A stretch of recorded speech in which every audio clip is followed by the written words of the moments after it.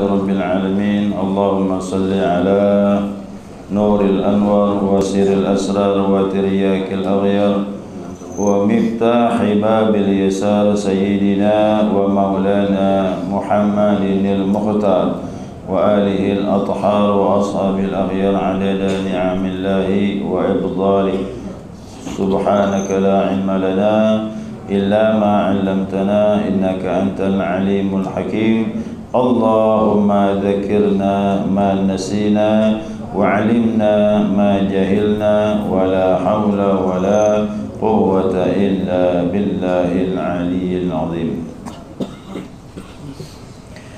قال المصنف رحمه الله تعالى ونفعنا بعلومه في الدارين آمين. Para jamaah salat subuh rahimakumullah. Assalamualaikum warahmatullahi wabarakatuh.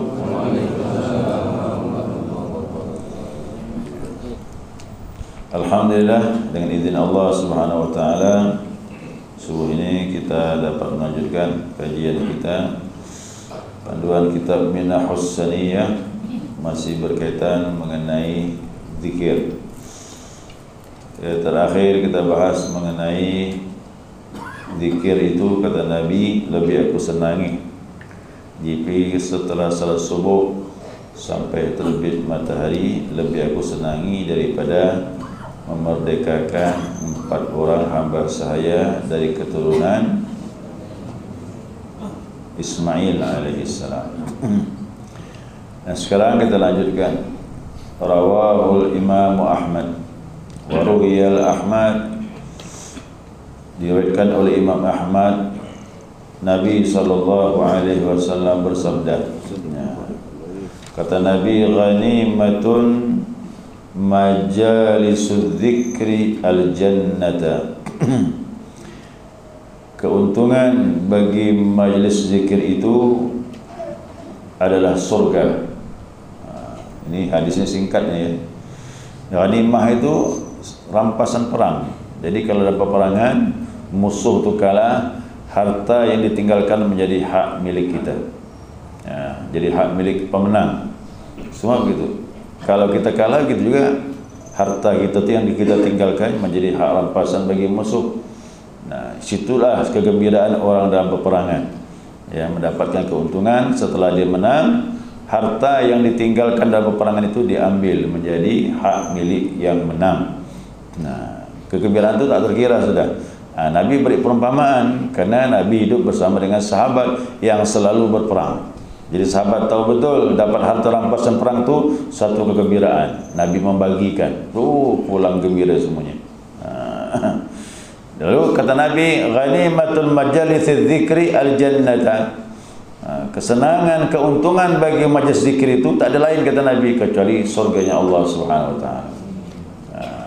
Jadi tak ada lagi rampasan keuntungan yang paling kita dapatkan, yang kita senangkan, yang kita raih di surga nanti, kecuali surganya Allah Subhanahu wa taala.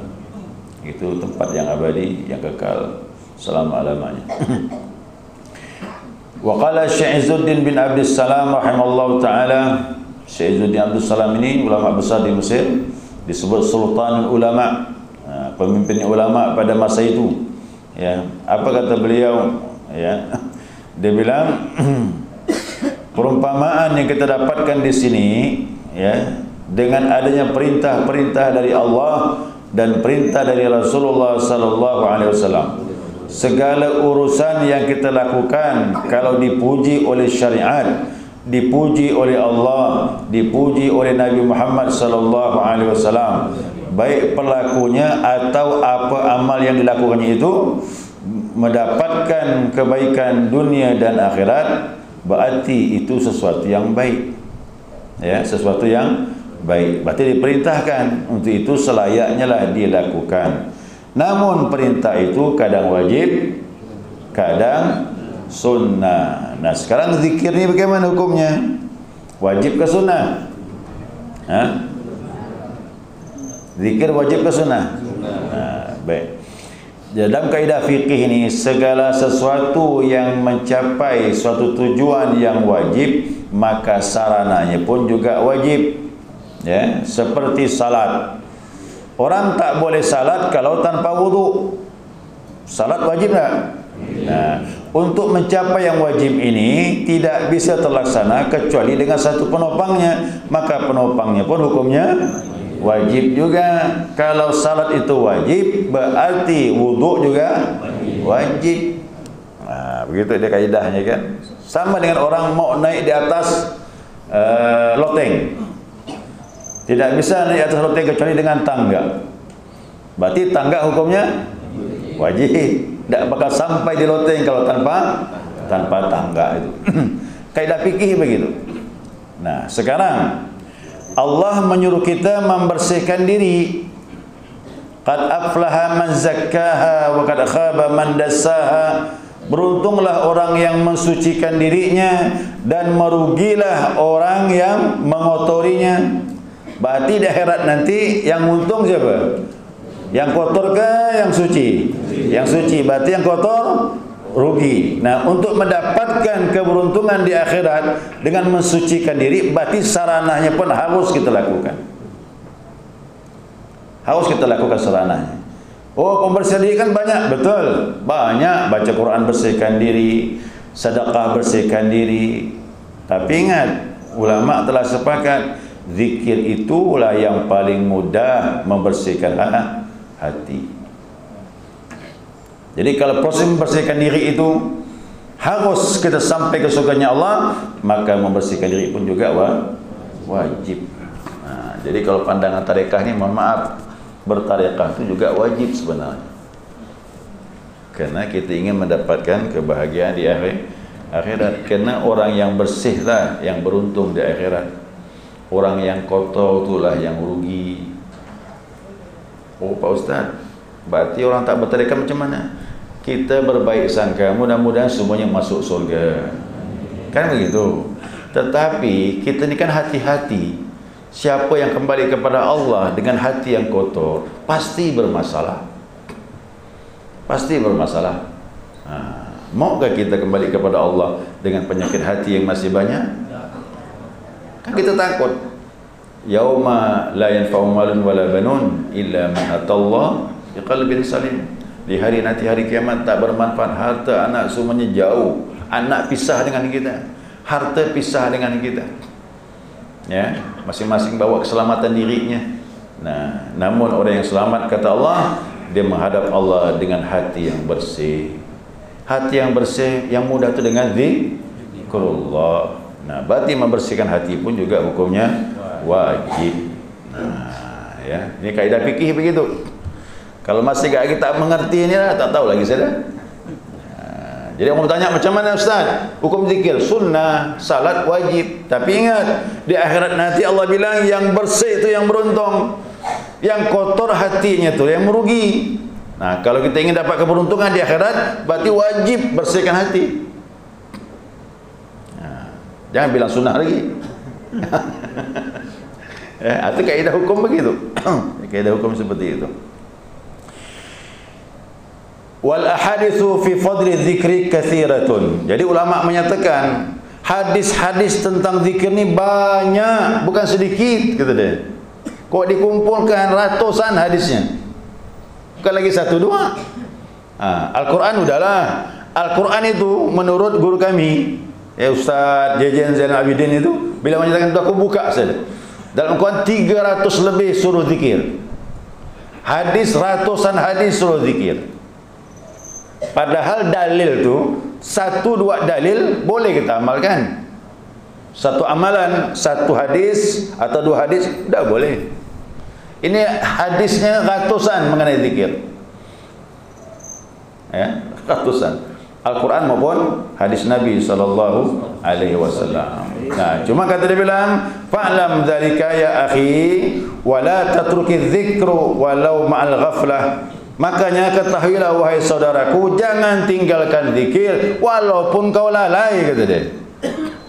La ilaha illallah, la ilaha illallah. Ingat macam-macam, tidak masalah, zikir saja, kata dia. Walaupun lalai, ingat kawan, ingat itu, ingat ini, semuanya ingat waktu zikir, tidak masalah. Ikut saja zikir, laksanakan. Imam As-Sahal berkata, "Sairu ilallah, berlarilah kau menuju kepada Allah Azza wa Jalla, wa mu'arajan wa mukasir, baik kau pincang ataupun kau sakit." Jadi menyebut Allah tu lari menuju kepada Allah. Kapan itu? Walau kaki kau pincang. Tak ada pengaruh kan kaki pincang? Yang berzikir ke kaki? Kaki ke berzikir? Enggak kan? Walau kau sakit pincang kakimu, kau keadaan sakit, tak masalah tubuh yang sakit, yang penting mulut masih bisa mengucapkan. Oh, mulut sakit tak Pak Ustaz? Tak apa-apa. Masalah hati pun masih bisa nyebut Allah.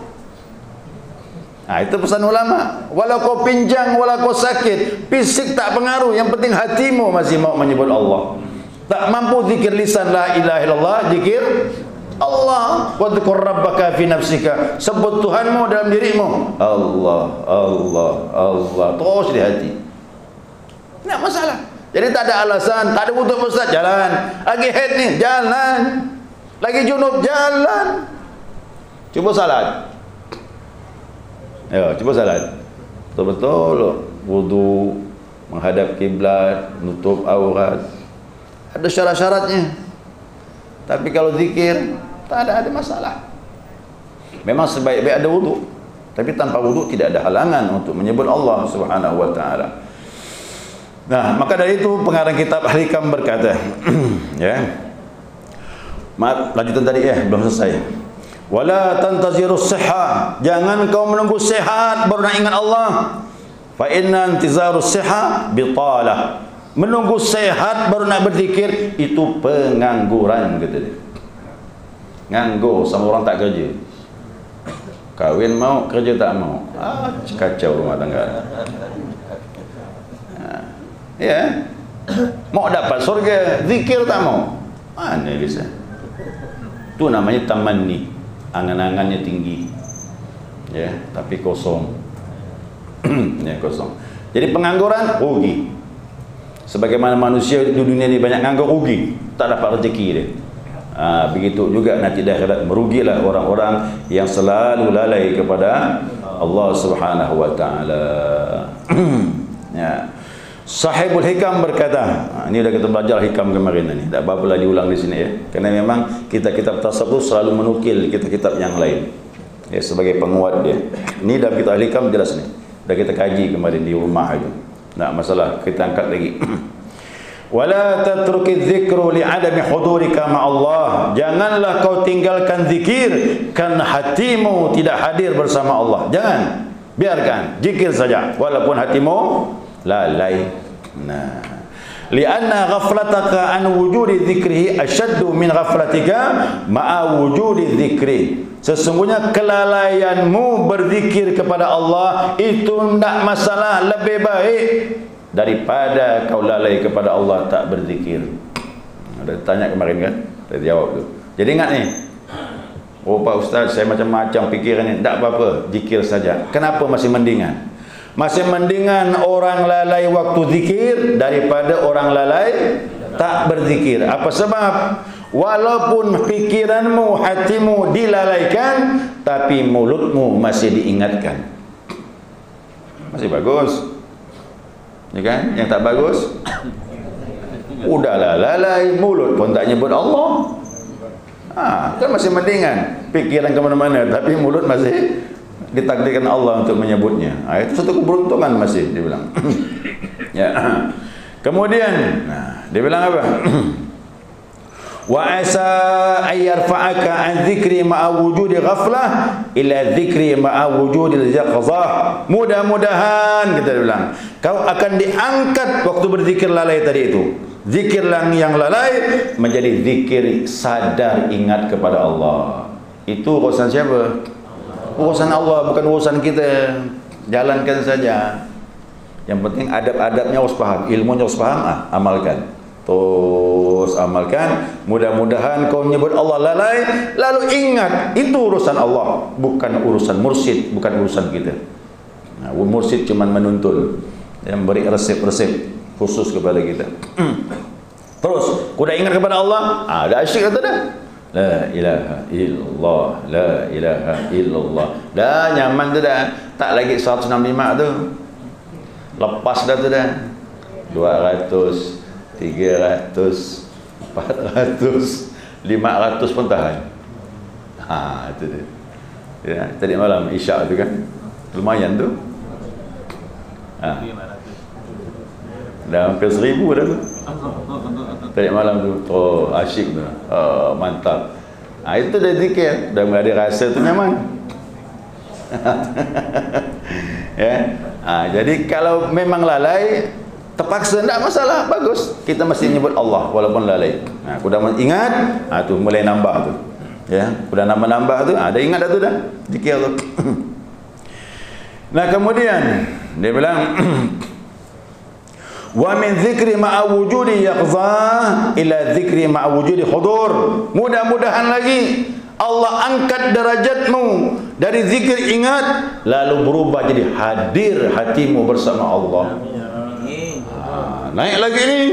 Oh, ini urusan Allah lagi, lebih tinggi. Kalau tadi ingat udah senang hati tu. Ingat tu. Tapi ni dah hadir hati, merasa Allah bersamanya. Itu Allah berik orang berzikir tu. Nampak betul lah nanti dalam masjid, luar masjid tu tak bisa nak buat maksiat lagi dah. Mana nak buat masjid yang buat maksiat lagi? Hadir di hati kita bersama Allah tu. Itulah sasaran zikir tu. Ini zikirnya mudah meriah, murah.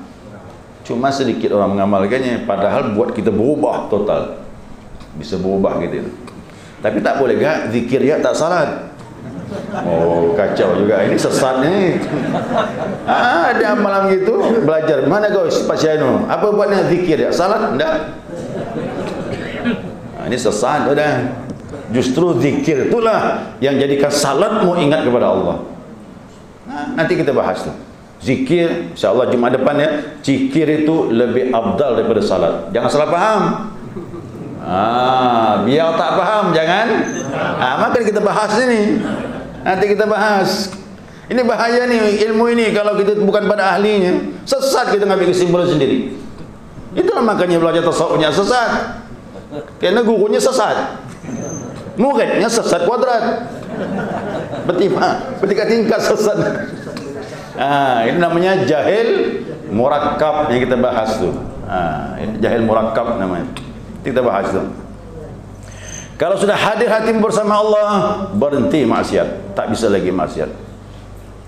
Ya, malulah dengan Allah. Allah hadir bersama dia di mana pun. Macam mana nak buat maksiat? Ini masih belum ni Pak, belum selesai ni, yang begini ni. Bisa naik lagi ni. Bisa naik lagi. Ini pemberi ni kau dah dapat ni dah lah. Hidup dia banyak berkahnya dah. Orang datang kepada dia pun orang pun berkah. Kalau orang bisa berzikir hadir hati bersama Allah. Berkah dari hidup dia tu dah. Nah, kemudian terakhir ni. Ini terakhir pula ni, ya. Mana tadi? Wa man dzikri ma'a wujudil hudur. Nah, Allah angkat lagi derajatnya dari hadir hati bersama Allah ma'a ghaibatin amma siwal madhkur, sehingga lupa kepada selain yang dizikirkan. Berarti lupa kepada selain Allah. Pandangannya, pendengarannya, hatinya, dia merasakan yang ada hanya Allah. Makhluk tak ada lagi. Yang beginilah kalau orang mengamalkan zikir ni, la ilaha illallah, maknanya la maujud illallah. Di situ baru dia faham, ya Allah, pada hakikatnya wujud ni hanya Allah, makhluk tak ada, kata dia. Yang begini tak boleh diceritakan lagi dah. Lam yazuq lam yadri. Siapa tak merasa, dia tak tahu. Kerana yang begini tak boleh dibayang-bayangkan. Dibayang-bayangkan jadi salah. Allah laisa kamitslihi syai'. Dia tidak sama dengan sesuatu. Itu saja yang kita kaji. Jangan nak bayang-bayangkan, tak boleh. Kerana ini sudah masuk ilmu merasakan langsung. Kalau seperti ini, maka maaf ni, dia telah menjadi kekasih Allah, atau disebut dengan waliullah. Tu derajat terakhir tu dapat derajat waliullah. Yang begini ini nanti mursyid berhirqah. Nah, kau sudah menjadi mursyid, tak usah lagi kau ikut aku, kau berdiri sendiri. Udah boleh ngajarkan murid dah. Belum dapat ijazah macam ini, tak boleh ngajar murid sesaat. Itu ilmu tarikat tu baru faham. Udah jadi wali baru boleh jadi mursyid. Kok belum jadi wali Allah, tak boleh jadi mursyid. Nah, jadi wali murid je lah. Ya, tak boleh main-main ni, tarikat ni berat. Ya, jadi mursyid itu betul-betul derajatnya tadi. Waktu dia berzikir, dia lupa kepada selain Allah. Yang ada hanya Allah Subhanahu wa taala. Ya, orang begini tak pernah jenuh. 2 jam, 5 jam duduk pun dia bersama Allah lah. Tak ada capek lagi. Salat 200 rakaat enteng. Kayak Imam Ahmad bin Hanbal 200 rakaat salat malam. Ya, 200 rakaat. Insya-Allah. Nah, kita ni lemahnya ibadah kerana rasa tu belum ada, iman tu belum lezat. Kalau iman tu lezat, mudah semuanya. Sekiranya cukup, mudah-mudahan sudah dipahami. Ya. Untuk selanjutnya kita mudzakarah, silakan. Ya.